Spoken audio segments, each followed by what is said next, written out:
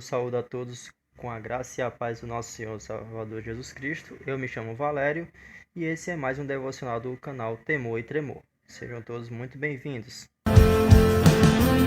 Assentado no trono estás, cheio de majestade e glória e poder, e eu contigo estou unido, ó Cristo,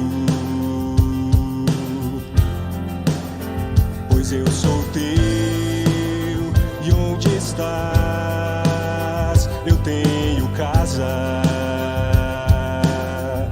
Senhor Deus, soberano Pai, te agradeço por mais um dia de vida.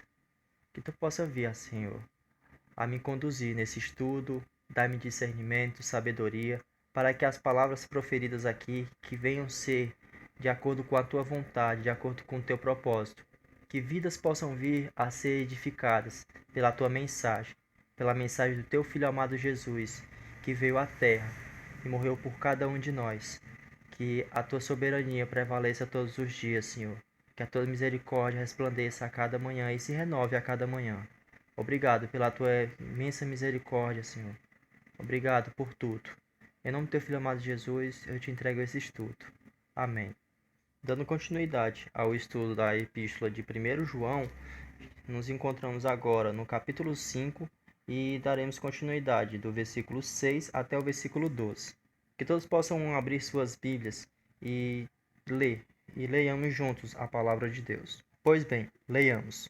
O tríplice testemunho sobre Cristo. Este é aquele que veio por meio de água e sangue, Jesus Cristo, não somente com água, mas também com água e com sangue.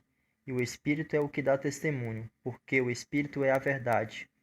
Pois há três que dão testemunho, no céu, o Pai, a Palavra e o Espírito Santo, e estes três são um. E três são os que testificam na terra, o Espírito, a água e o sangue, e os três são unânimes num só propósito. Se admitíssemos o testemunho dos homens, o testemunho de Deus é maior. Este é o testemunho de Deus, que ele dá acerca de seu Filho. Aquele que crê no Filho de Deus tem em si o testemunho. Aquele que não dá crédito a Deus o faz mentiroso, por não crer no testemunho de Deus acerca do seu Filho. Que o testemunho é este, que Deus nos deu a vida eterna, e esta vida está no seu Filho. Aquele que tem o Filho tem a vida. Aquele que não tem o Filho de Deus não tem a vida. Pois bem, irmãos, vamos começar. Começamos pelo versículo 6, que diz: O tríplice testemunho sobre Cristo. Este é aquele que veio por meio da água e sangue, Jesus Cristo, não somente com água, mas também com água e com sangue. E o Espírito é o que dá testemunho, porque o Espírito é a verdade. Então, nesse primeiro versículo, notamos que João vem falando daquele que veio por meio da água, mas o que a gente deve ressaltar nesse versículo é que o Espírito Santo é o que dá testemunho, e o Espírito é a verdade. A gente nota isso bem antes, no próprio Evangelho de João, onde ele relata no capítulo 1, nos versículos 32 até o 34, onde é o momento em que Jesus é batizado. E lá diz: E João testemunhou dizendo: Viu o Espírito Santo descer do céu como pomba e pousar sobre ele. Eu não o conhecia. Aquele, porém, que me enviou a batizar com água me disse: Aquele sobre quem vires descer e pousar o Espírito, esse é o que batiza com o Espírito Santo. Pois eu, de fato, vi e tenho testificado que ele é o Filho de Deus. Então, a epístola de João, a primeira epístola de João, a gente nota que é apenas ele estar rememorizando, só reproduzindo o que ele já havia falado anteriormente, do momento em que o Espírito Santo paira sobre Jesus e apresenta ele como o Filho de Deus. E como no final desse versículo mesmo diz, onde fala: porque o Espírito é a verdade. Então, desde o início, o Espírito já apresentava Cristo como o Filho de Deus. Então, essa é a verdade. E na sequência, no versículo 7, a gente vê: pois há três que dão testemunho, entre colchetes, no céu, o Pai, a Palavra e o Espírito Santo, e estes três são um. Nesse versículo 7, ele já realmente é bem específico, ele é bem direto, onde ele apresenta o Pai, Deus, a Palavra e o Espírito Santo, sendo como somente um, onde eles levam a somente um, o Cristo, que eles testificam de Cristo. Mas esse é o testemunho do céu. E no versículo 8, ele vem apresentar o testemunho na terra. E diz: e três são os testemunhos, os que testificam na terra: o Espírito, a água e o sangue. Os três são unânimes, num só propósito. E nesses três que testificam aqui na terra, vamos falar de um por um. Primeiramente, ele fala sobre o Espírito Santo. Nesse momento, o Espírito Santo se apresenta a nós. Coloquemos assim. Posteriormente a isso, vem o batismo nas águas, onde ele fala sobre a água. Nesse momento, é onde a pessoa em si professa a sua fé para todos. Posteriormente a isso, vem o sangue. Mas o sangue é o que propicia tudo isso, onde o Espírito se revela e onde a pessoa é batizada nas águas, mas é através do sacrifício de Cristo, que é possível ter a salvação, que por meio o sacrifício de Cristo foi genuíno, como a gente vê, o Cordeiro de Deus que tira o pecado do mundo.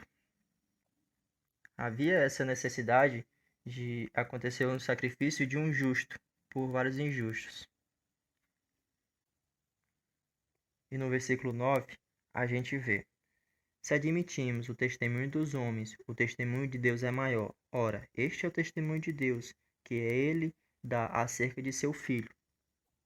O testemunho de Deus se torna um testemunho maior porque sem a vinda de seu Filho, Jesus Cristo, à Terra, não haveria salvação. Então, de nada vale o testemunho do homem sem a vinda de Cristo. Então, maior é o testemunho de Deus. Por quê? Porque é através de Deus que Cristo desceu à Terra. E no versículo 10, no Filho de Deus tem em si o testemunho. Aquele que não dá crédito a Deus o faz mentiroso, por não crer no testemunho que Deus dá acerca de seu Filho. Então, de certo modo, chegamos no ponto-chave, porque no momento que diz: aquele que crê no Filho de Deus tem em si o testemunho, porque o testemunho é esse, que Cristo veio ao mundo para salvar pecadores, dos quais eu sou o maior deles. Como já dizia Paulo. Porque no momento, aquele que não dá crédito a Deus, não dar crédito a Deus nesse momento, então diria assim, Deus como mentiroso. Consequentemente, não valeria de nada, porque o real testemunho, o primeiro, como já é visto anteriormente, é o de Deus, onde ele manda o seu filho, na realidade, à terra. Então, é necessário que acreditemos no Cristo. E no momento que você crê em Cristo, você tem um testemunho. E o testemunho é este, que Deus nos deu a vida eterna, e esta vida está no seu Filho. Aquele que tem o Filho tem a vida. Aquele que não tem o Filho de Deus não tem a vida. Nesse momento eu li o versículo 11 e versículo 12, para a gente, de certo modo, fechar. E o principal testemunho é esse, que Deus nos deu a vida eterna, mas a vida eterna veio através de seu Filho Jesus, através do sacrifício de Cristo na cruz, por cada um de nós. E aquele que tem o Filho tem a vida, e o que não tem, não tem a vida. A gente nota que a Epístola de João ela é bem sucinta, onde faz sempre essa divisão.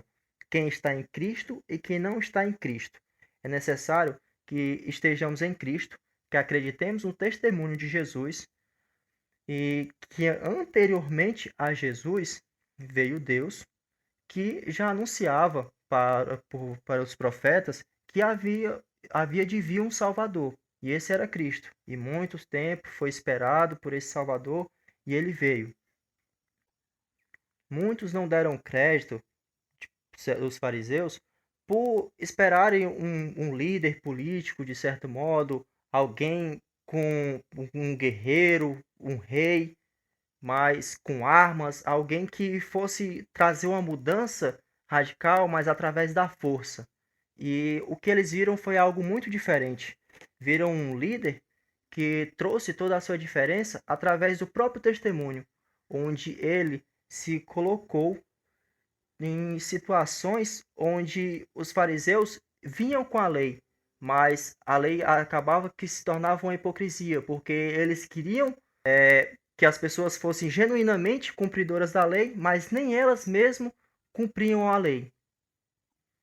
E nesse momento, Cristo apresenta a salvação não pelo cumprimento soberano da lei, mas sim pela graça misericordiosa, que mesmo diante de todas as circunstâncias, mesmo você não conseguindo cumprir todas as leis, ele é fiel e justo, mas é claro que você tem que crer no testemunho de Cristo, que você deve abdicar o que você puder fazer todos os dias para lutar contra o pecado, que assim seja, irmão, que você lute, persevere, busque forças no testemunho de Jesus Cristo, se fortaleça todos os dias, orando e buscando. Às vezes, a gente olha para o nosso lado, analisa um irmão, segue os passos de um irmão, mas em um momento você vai se decepcionar, porque o nosso irmão, qualquer uma pessoa que vive, habita nessa terra, somos falhos e imperfeitos. A perfeição está em Cristo Jesus.